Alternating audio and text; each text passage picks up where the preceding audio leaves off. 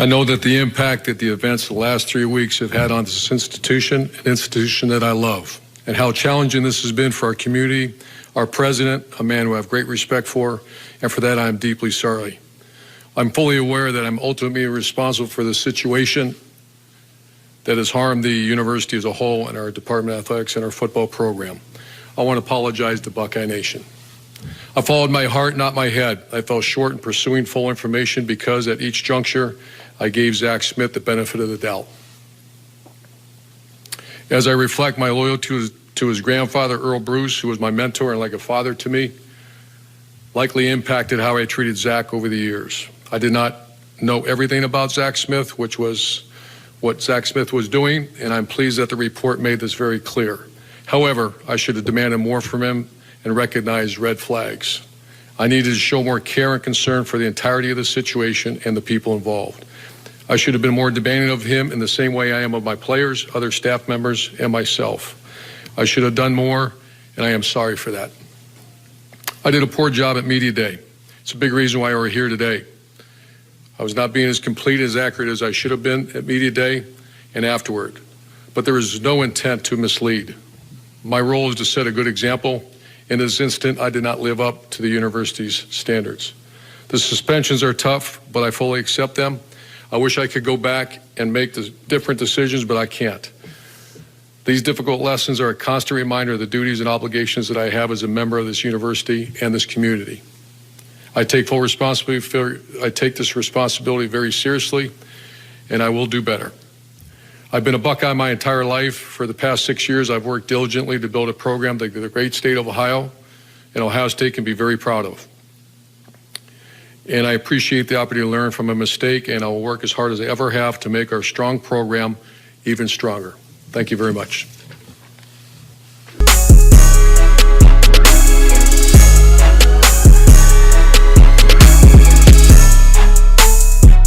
It was just an absolute disgrace. His performance couldn't even acknowledge her. Couldn't even acknowledge her. And what you saw, what I saw, was an individual that came across as if he were offended that he even had to be there, that clearly was pointing the finger of blame in her direction. And I saw a university, the Ohio State, essentially embarrass itself, because this board of trustees, to come up with 3 games where you've got 1 game that he's completely suspended, but then allowing him to conduct practices leading up to game day for the following 2 games, okay? And the only Big Ten game you really miss is against Rutgers, for crying out loud. They've essentially said, you know what?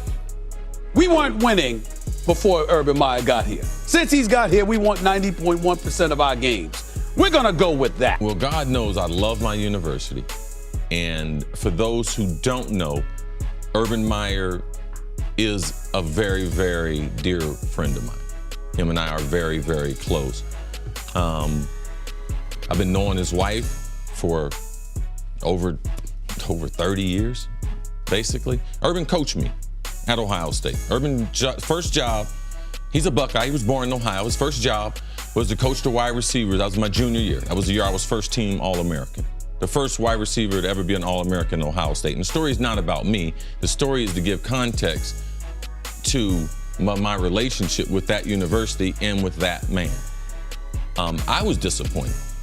I was disappointed in the university, and I was disappointed in Urban. I was disappointed that as someone, as a department head, for you not to know the people who you are employing. And,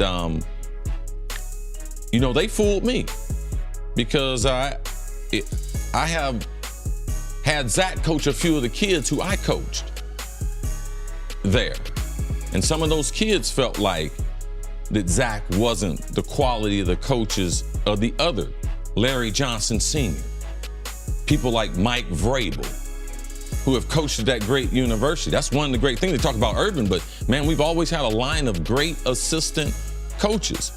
So on many different levels was I disappointed, because Urban should have known that. That's his responsibility. But just like all of us, Urban's human. We have blind spots, and he allowed because of his mentor, Earl Bruce, who also recruited me since I was 16 years old, and he was my coach at Ohio State. So I understand what Urban's saying about his grandson and how Urban was mentored by Earl Bruce. Yeah, I can see all that. But this is not a mistake that Urban Meyer typically makes.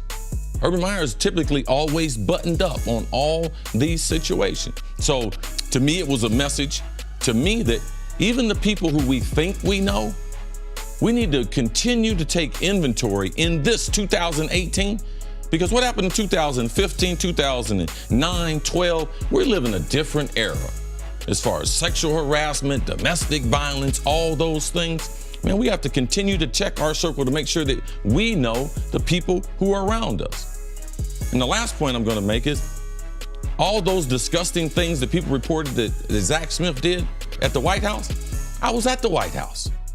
Like, this guy is like, I was there. I was there with the team, taking pictures with the president. Urban called me on stage. Myself and Archie Griffin, the only two-time Heisman Trophy winners. So, man, there's a lot of different levels of disappointment. I thought the university should suspend him for 5 games because I thought he should lose at least 1 or 2 Big Ten games. We play Rutgers week number 2. But no, he should probably miss that Penn State game, which would take the suspension potentially to 5 games. I think that would have been penal. I don't think that he should have lost his job. But I am disappointed in my friend. He's still my friend, though, because for him not to know a person like that, I could see he had a blind spot because he was the grandson of someone who was a mentor to him. And we wouldn't be having this conversation at this level this morning if Urban Meyer had walked in that room last night and taken some responsibility. But Mike, instead of showing an ounce of remorse, he came off like this was a hostage video. The guns were off camera to his head. He never looked up. His behavioral techniques and behavioral attitude was utterly bizarre.